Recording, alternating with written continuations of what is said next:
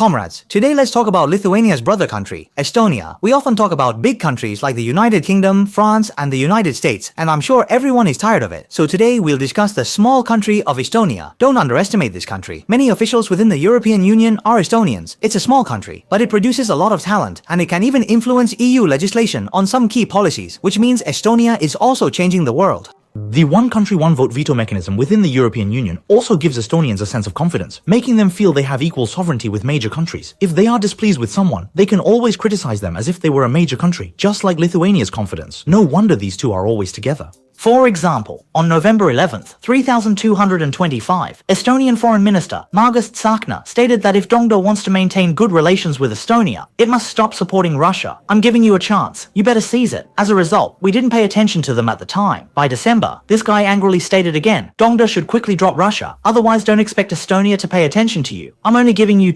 a choice. Either maintain a good relationship with Russia or with Estonia. This is the ultimatum. When this news came out, it scared quite a few people, and many asked, where is Estonia? Of course, don't think this guy is just talking big. No, he is serious. During the Munich talks last February, this guy threatened us, saying that Europe should not show mercy on the Russia-Ukraine issue and should seriously push Russia and the Eastern Bloc into a corner to show them our strength. What he instructed Europe to do is like asking me to go downstairs to help you pick up a package, and I say, okay, it's a small matter, but you didn't tell me the package is 2 tons of marble. Can I really handle that? Actually, the Estonians can say this because they firmly believe in a famous saying by Koizumi, without the East, Russia is nothing. Indeed, without our industrial products, Russia would certainly struggle, and the front lines would definitely be tougher. As the saying goes, rather than reflecting on oneself, it's better to blame others. Why are Europe's energy prices getting higher? Why is the economy getting worse? Why is inflation rising?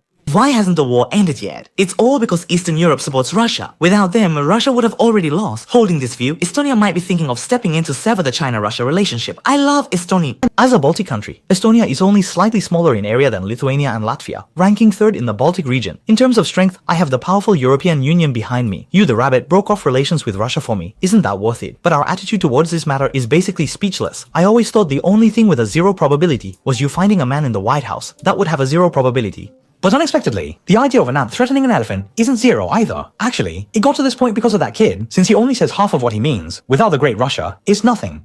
Because we are Russia's largest trading partner, but we are also Ukraine's largest trading partner. Without us, Ukraine wouldn't have affordable consumer and industrial goods, nor drone parts for assembly. To be precise, without China, Russia is nothing, and Ukraine is nothing. Of course, Estonia frequently threatens us because they are afraid.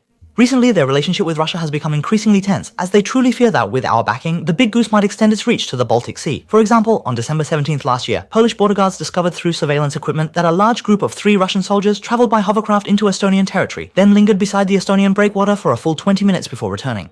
After learning about this incident, Estonia was shocked, believing it to be a precursor to a Russian military invasion. These 3 people are scouts, and there might be a large army of dozens behind them. Subsequently, Estonia hoped Russia would provide an explanation and not just say they took the wrong path. Estonia's Minister of the Interior, Igor Taro, also stated in an interview that he does not currently understand the motive behind this incident or why the Russian military would do such a thing. Then the reporter asked him, why didn't you send someone to detain these Russian soldiers and question them? It's because they ran fast. Just as I was about to act, they had already returned to Russian territory. So at noon, I decided to be kind-hearted and let them go, not to arrest them in the heart of Russia. Otherwise, with my temper, you know, if I really got worked up, I would even bring Putin back. What if there are Russian troops invading again next time? I'll be the first to catch them. Oh no, Minister! The border guards have discovered a large Russian military unit operating within our territory, even occupying the middle of our roads. Minister, are you going to catch them? Catch my foot! Quickly close the border!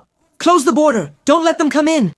Quick, go get Trump! Quick, go get Trump! Subsequently, a surprised Estonia temporarily closed the road. According to Estonian media reports, the disturbance at the border was caused by a large force composed of 10 Russian soldiers. Russia might be getting serious. Is the bunker ready for me? No need, Minister, because the Russian troops have already withdrawn from the area. Damn it, open the border! If they dare to come, I'll catch them. After learning that the Russian troops had withdrawn, Estonian Foreign Minister Margus was also furious.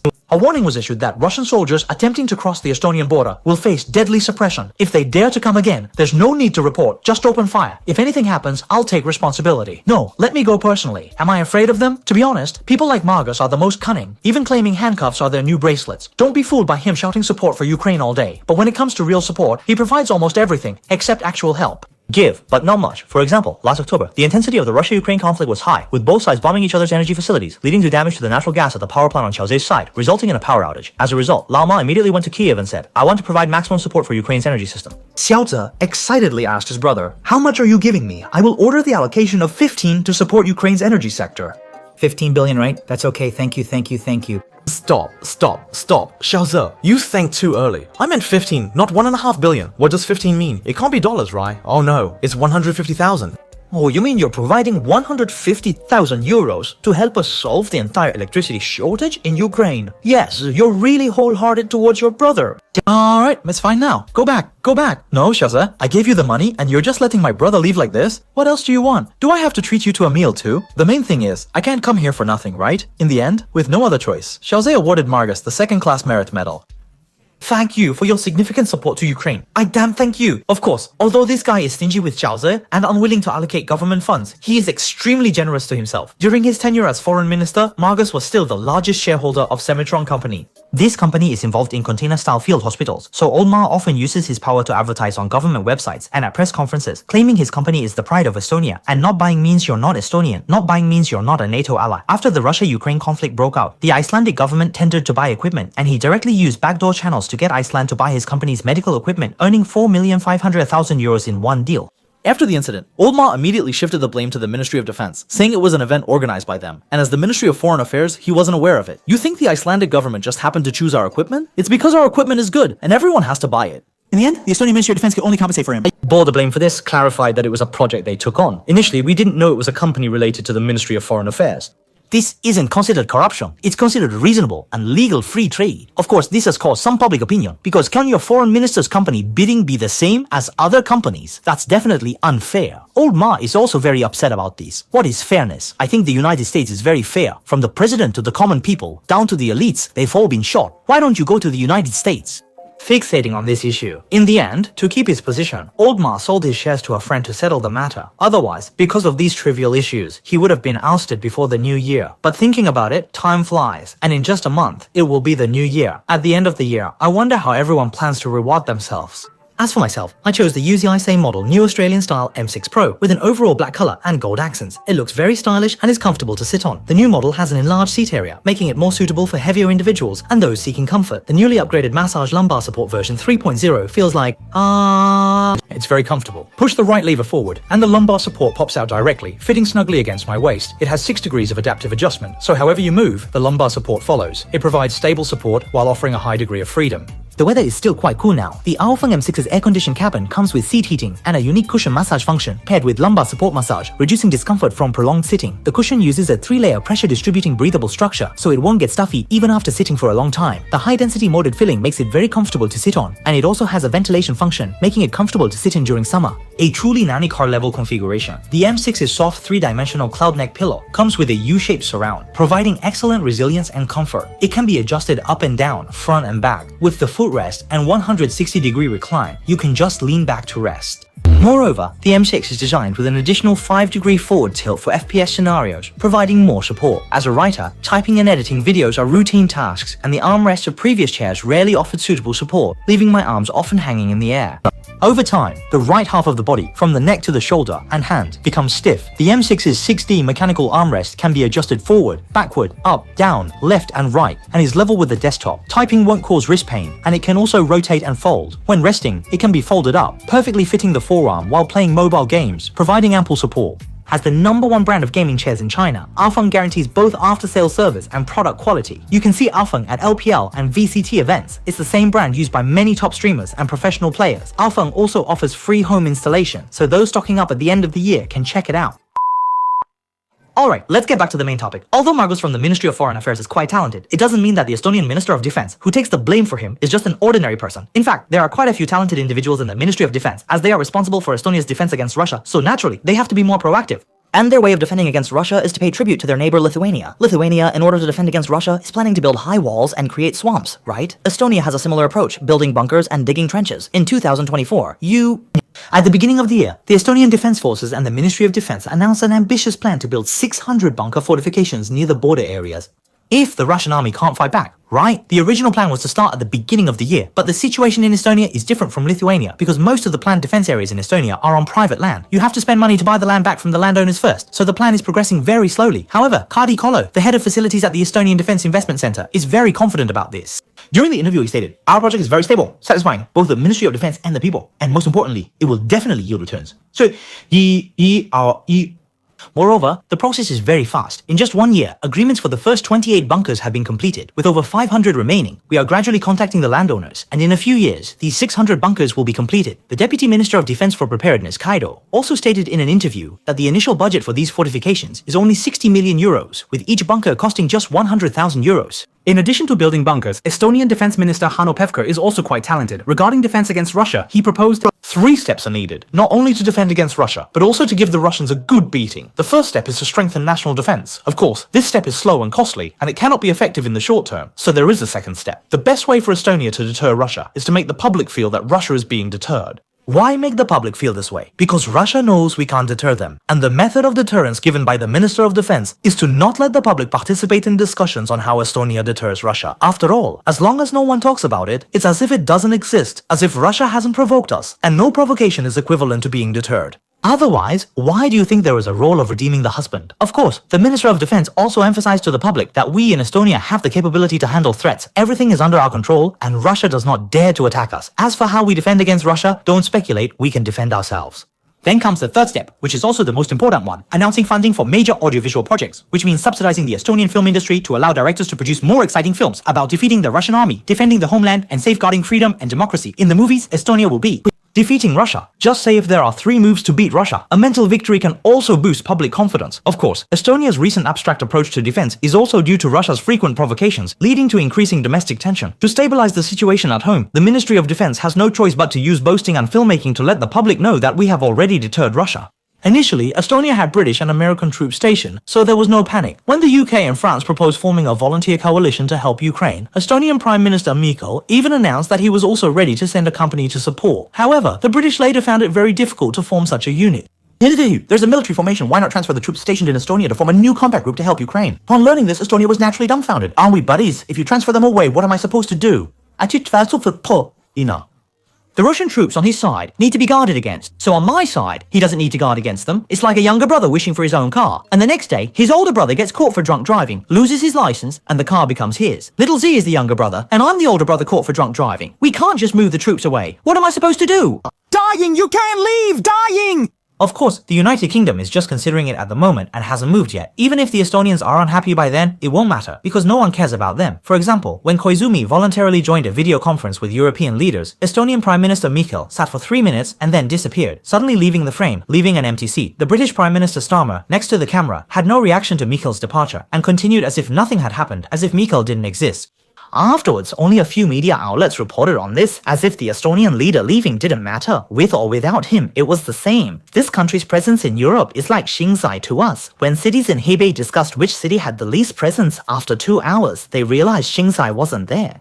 Really, it's so difficult for us. Of course, Estonia is a country after all, and it does have some presence on the internet, occasionally causing a stir. For example, the Minister of Education, Kristina Kallas, once made Estonia popular online for a while. At that time, during an interview, she said that education is not just about learning mathematical formulas, but should also make students feel happy. Then the host asked her, so tell me, without using formulas, how do you learn math? What is 8 times 4? 3 times 8 is 28, 4 times 8 is 32, 5 times 8 is 40, 6 times 8 is 40. Brother, are you giving me such a difficult problem on purpose to mess with me? How can I know how to calculate it without a formula? But for such a difficult problem, can you calculate it without a formula? Show me how you do it.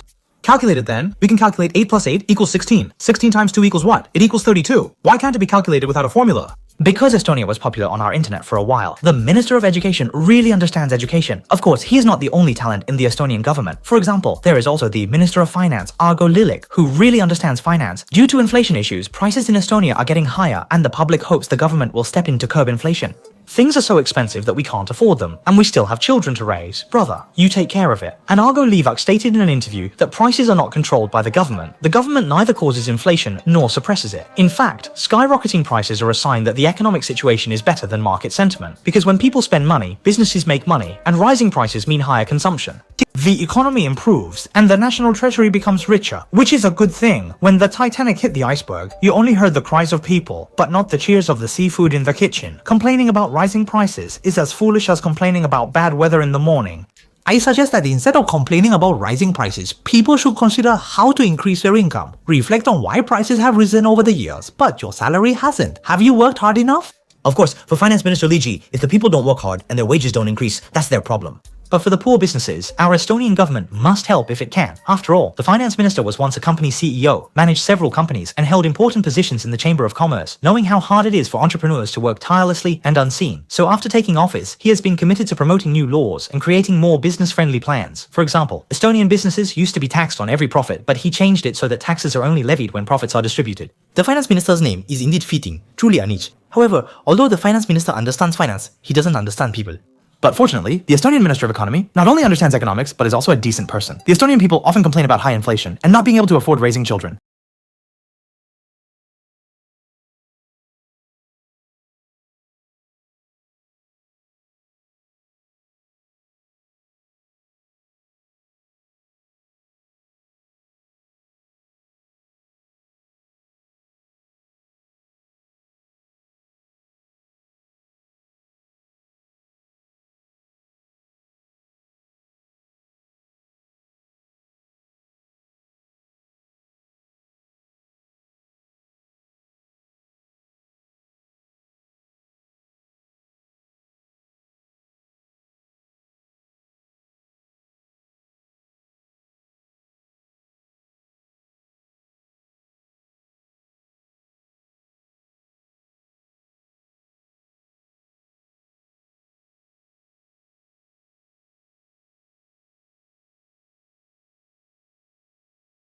Political allies of Karas. As for Karas himself, when he was Prime Minister, he was extremely abstract. Once you get to know this person, you'll realize that the Estonian government's quirkiness is a tribute to him.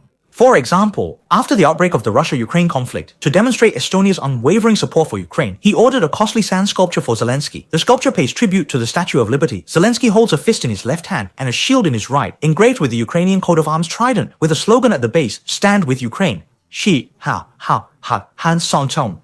This sand sculpture used a total of 72 tons of sand. After it was built, he felt it was too empty, so he ordered the local government to build a park around it, naming it Liberty Park. Additionally, in terms of aiding Ukraine, initially he wanted to send German howitzers to Ukraine, but the aid required Germany's approval. Unexpectedly, Germany did not allow it. So, in a fit of anger, this sister directly scolded Scholz and instead bought American Javelin anti-tank missiles. Also, because the energy crisis disrupted Estonia's economy, businesses were forced to close, and the public requested the government to provide subsidies to lend a helping hand. And Kallas directly refused subsidies. He stated that relief funds cannot solve the problem. High gas prices are caused by Russia. Instead of asking me, why not blame Russia? Then the public accused him saying, isn't it you who took all the money to aid Ukraine? You wamshi. You wamshik shit. You wamshi. Estonia has allocated as much as 1% of its GDP to aid Ukraine, which has directly led to domestic energy shortages and inflation. In response, Kallas stated, no. Gasoline may be expensive, but freedom is priceless. Kallas even gave advice to the public. You can cook for yourself, buy fewer canned and prepared foods. They're too expensive. Having porridge once a day will save a sandwich. Eat more peas, green beans, lentils, and less meat. Quench your thirst with tap water. Don't buy fruit juice or nectar. It's too extravagant.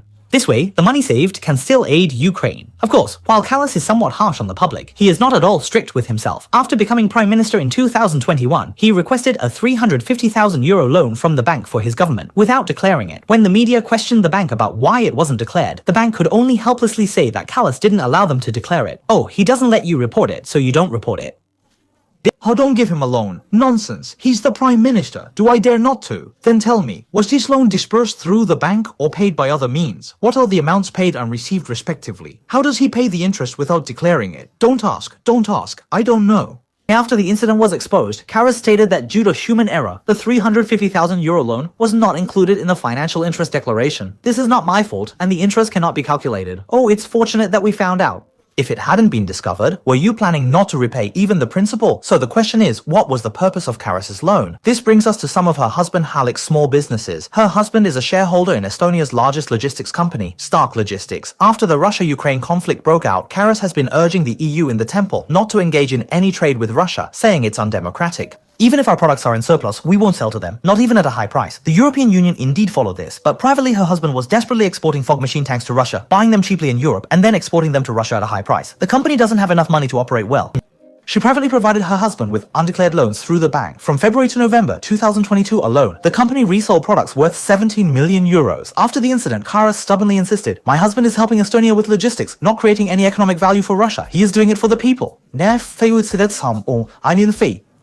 The so-called collusion with Russia is political persecution against me by my political opponents. A witch hunt. We did not make a single penny from it, and we are even operating at a loss. Naturally, the public did not believe this nonsense, which led to the Reform Party's major defeat in the European Parliament elections in 2024. As the main person responsible, she couldn't continue in the country and resigned from the position of Prime Minister, going to Europe to become a foreign minister. So the question arises, how did someone as abstract and outrageous as Kallas become Prime Minister?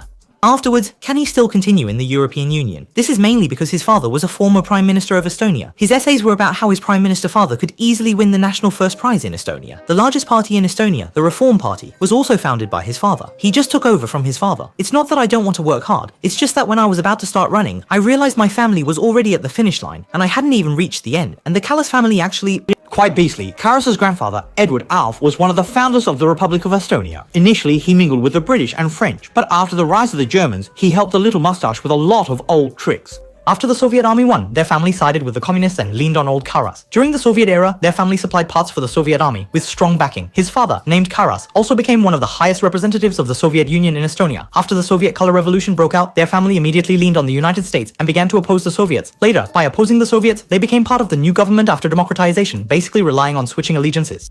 Oppose anyway. They rose to become one of the largest political families in Estonia. Fortunately, the family now has a capable person like Kallas, under whose leadership the Estonian Reform Party is declining day by day, reaching a historic low in support. So we can understand why the Estonian government is so abstract. After all, these are the people Kallas, this idiot, personally promoted. No matter how they perform, they can't reach his level, and if they do, it would be a tribute to him. Moreover, the officials he promoted and the people in his circle were almost all raised in a sheltered environment, having never experienced any hardships. They think the world should revolve around them, without considering political issues, only saying whatever they want to say. Their thinking is problematic, so everyone can just treat their words as a joke. In fact, it is a joke. Well, as for what abstract things Estonia will come up with next, we will have to wait and see. Today's video ends here. If you liked it, please give us a like and follow us. See you next time. Maybe one day I'll surprise you.